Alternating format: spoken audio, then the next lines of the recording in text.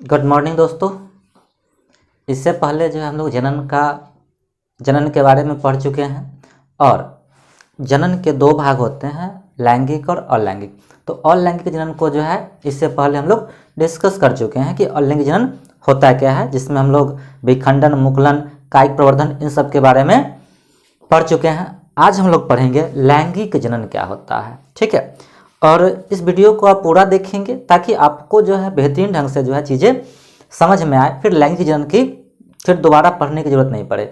इसको आप एक बार देखेंगे तो आपको बातें समझ में आ जाएंगी कि सेक्सुअल रिप्रोडक्शन जो होता है, लैंगिक जनन क्या होता है, ठीक है। तो स्टार्ट करते हैं यहाँ पर लैंगिक जनन यानी कि सेक्सुअल रिप्रोडक्शन, ठीक है। देखिए लैंगिक जनन क्या होता है। तो लैंगिक जनन होता है, यहाँ पर नाम है लैंगिक, मतलब इसमें क्या होगा कि लिंग जो होंगे वे भाग लेंगे। तो लिंग कितने प्रकार के होते हैं? दो प्रकार के नहीं, जिसमें होता है मेल और फीमेल। सेक्स जो होते हैं वो कितने होते हैं? दो, मेल और फीमेल, जिसको हम हिंदी में नर कहते हैं और मादा कहते हैं, ठीक है। मेल को नर और मादा को हम लोग फीमेल कहते हैं। तो जब नर और मादा यानी मेल और फीमेल का इंटरकोर्स होता है तो उसके फलस्वरूप जो होते हैं, जो क्रिया होती है, उसको हम क्या कहते हैं? लैंगिक जनन। तो लैंगिक जनन उस प्रक्रिया को कहते हैं जिसमें नर और मादा भाग लेते हैं और नर से उत्पन्न होने वाले नर युग्मक और मादा से उत्पन्न होने वाले मादा युग्मक, जिसको हम लोग शुक्राणु या अंडाणु कह सकते हैं। तो शुक्राणु और अंडाणु जब भाग लेते हैं और उसके संयुग्म से एक नए जीव का निर्माण होता है तो उसको हम क्या कहते हैं? लैंगिक जनन। अब लैंगिक जनन में समझने का प्रयास करते हैं कि लैंगिक जनन होता क्या है। तो यहाँ पर समझ गए लैंगिक जनन को। अब देखते हैं कि लैंगिक जनन जो होती है वह कैसे होती है। तो लैंगिक जनन में जो महत्वपूर्ण क्रिया होती है वह 3 स्टेज में होता है, जिसको हम बोलते हैं जिसको फर्टिलाइजेशन कहते हैं। तो फर्टिलाइजेशन से पहले भी होता है प्री फर्टिलाइजेशन, एक होता है फर्टिलाइजेशन और उसके बाद होता है पोस्ट फर्टिलाइजेशन, ठीक है। जब किसी बीज को हम जमीन में गाड़ते हैं, ठीक है, पौधे के केस में, तो क्या होता है? वो फर्टिलाइज करके अंकुरन होता है। अंकुरन के बाद वह परिपक्व होता है और परिपक्व होने के बाद जो है वह निषेचन करता है और निषेचन करने के बाद उसमें जो है अंडाशय में निषेचन के बाद बीज बनने की क्रिया होती है। तो इससे एक नए जीव की उत्पत्ति होती है। तो यहाँ भी समझते हैं, जैसे मनुष्य को देखते हैं तो मनुष्य में क्या होता है? तो मनुष्य में लैंगिक जनन में कौन भाग लेता है? तो मनुष्य में लैंगिक जनन में नर युग्मक और मादा युग्मक भाग लेते हैं। तो नर युग्मक को हम क्या कहते हैं? जिससे उसको हम लोग शुक्राणु कहते हैं और मादा युग्मक को अंडाणु कहते हैं। अंडाणु यानी ओवम होता है और इसको स्पर्म होता है। याद रखेंगे कि जो मनुष्य के शरीर की सबसे बड़ी जो कोशिका होती है वो क्या होती है? मादा में अंडाणु होता है और सबसे छोटी जो होती है वो शुक्राणु होती है, ठीक है। इन दोनों के कोलिजन से जो है जाइगोट बनता है और फिर जाइगोट के बाद एम्ब्रियो और फिर एक नए संतान की उत्पत्ति होती है। देखिए मनुष्य में जो होता है वो कुल मिलाकर के लगभग भाग लेने वाले जो आगे जीवों में ट्रांसफर होते हैं, ठीक है, जो गुण, उसको हम लोग कहते हैं गुणसूत्र यानी क्रोमोसोम। तो क्रोमोसोम जो होता है वो होता है मनुष्य में 23rd पेयर होता है, अलग अलग जीवों में अलग अलग होता है। तो मनुष्य को यहाँ संदर्भ रख के समझते हैं। तो मनुष्य में जो गुणसूत्र होता है वो होता है 23rd पेयर, 23 जोड़ा।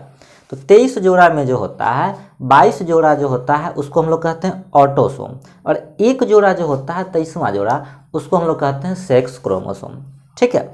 तो इसमें क्या होता है कि जनन से पहले जो है जो नर का जो नर युग्मक होता है उसमें जो नर का क्रोमोसोम कितना होता है? 23 जोड़ा यानी 46 को। तो उसमें अर्धसूत्री विभाजन होता है। तो अर्धसूत्री विभाजन में क्या होता है कि 23 जोड़ा ही फर्टिलाइजेशन में भाग लेता है और मादा का भी 23 जोड़ा ही भाग लेता है।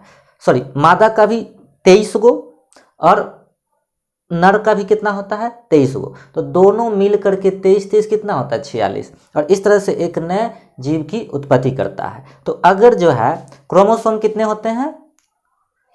23 जोड़ा यानी 46 गो, जिसमें 22 जोड़ा को ऑटोसोम कहते हैं, जो मेल में भी समान होता है और फीमेल में भी समान होता है। पुरुषों में भी जो ऑटोसोम होते हैं 22 जोड़ा वो बिल्कुल सेम होते हैं और जो मादा में 22 जोड़ा होता है ऑटोसोम बिल्कुल सेम होते हैं। जो मेल और फीमेल को जो अलग करता है, पुरुष को और स्त्री को दोनों को जो अलग करता है वो होता है सेक्स क्रोमोसोम, जो 23वां जोड़ा होता है, जिसमें XX और XY आता है। तो यहाँ समझते हैं कि ये जो विभाजन होता है अर्धसूत्री, तो पुरुष का 23 और मादा का 23 क्रोमोसोम जब मिलते हैं तो एक नए संतान की उत्पत्ति होती है। तो फिर 23 कितना हो गया, 46 को।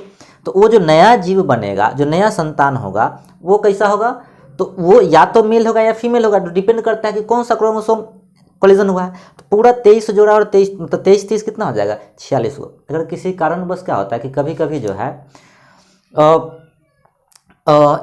एक कम गया, मान लो कि मेल का जो है 23 को हुआ, 23 को क्रोमोसोम भाग लिया और फीमेल का जो है 22 को लिया, अब क्या होगा कि 45 को हो जाएगा। तो उस स्थिति में तो एक एक्स वाला भाग क्या हो जाएगा, घट जाएगा।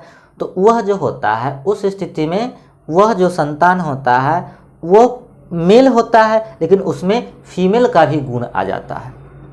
ठीक है, मेल होता है उसमें क्या होता है, फीमेल का भी गुण आ जाता है। एक केस होता है कि अगर मेल का जो है अगर 22 ले लिया भाग, 22 क्रोमोसोम, और फीमेल का जो है 23, तब भी क्या हो जाएगा, गड़बड़। तो अगर पूरा 46 होना चाहिए तभी जा करके एक जो है या तो लड़का होगा या लड़की होगा। लेकिन अगर जो है अगर 45 हो गया, एक क्रोमोसोम कम गया, या 46 हो गया या एक क्रोमोसोम बढ़ गया, उस स्थिति में जो होते हैं उसको क्लाइनफेल्टर सिंड्रोम कहते हैं। उसमें जो होता है संतान न तो पूर्ण रूप से स्त्री होता है, न मेल चाइल्ड होता है और न फीमेल चाइल्ड होता है, उसमें दोनों गुण आ जाता है। ठीक है, वो आधा पुरुष हो जाता है आधा स्त्री हो जाता है। उसको हम लोग क्या कहते हैं, उसको हम लोग कहते हैं कि वह जो है देहात में या ऐसे बोलचाल की भाषा में हिजड़ा या छक्का बोला जाता है। लेकिन वो जो होता है ट्रांसजेंडर हो जाता है, थर्ड जेंडर जिसको कहते हैं, जिसमें पुरुष का और स्त्री का दोनों गुण जो है आ जाता है। तो यहाँ क्रोमोसोम समझ गए होंगे। अब देखते हैं कि क्रोमोसोम की जो क्रिया होती है। तो देखो, अब जीवों में जनन जो होता है वो ऐसा नहीं कि कोई जीव जन्म लिया और जनन करेगा, रिप्रोडक्शन करेगा। उसमें जनन की क्रिया जो होती है वो कब होती है, जब वह परिपक्व स्टेज में आता है, जब वह मेच्योर होता है। तो मेच्योर कब होता है, जब वह एडोलेसेंस स्टेज में आता है। एडोलेसेंस मतलब होता है उसका किशोरावस्था। ठीक है, साइकोलॉजी में इस अवस्था को तूफान की अवस्था कहा जाता है। ये सब जो होता है हार्मोन के कारण होता है। हार्मोन रिलीज होते हैं, उसके बॉडी में जो है बहुत सारे बदलाव आते हैं, चेंजेस आते हैं, जिसको हम लोग ऊपरी चेंजेस के रूप में होते हैं कि दाढ़ी मूंछ इन सब चीज़ों का जो है आने लगता है। नहीं, स्त्रियों में जो होते हैं स्तनों का विकास होने लगता है।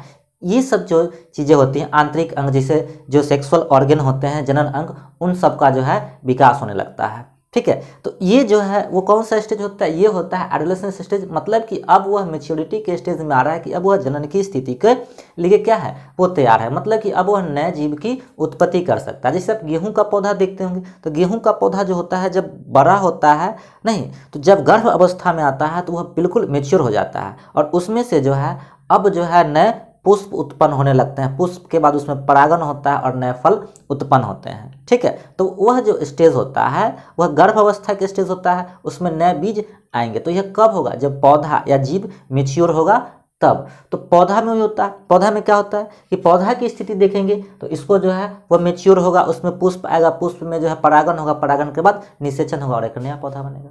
तो यहाँ तक आपको जो है समझ में आ गई होगी। इसके बाद जो है हम आपको बता देंगे कि ओसी क्या होता है और एमसी क्या होता है।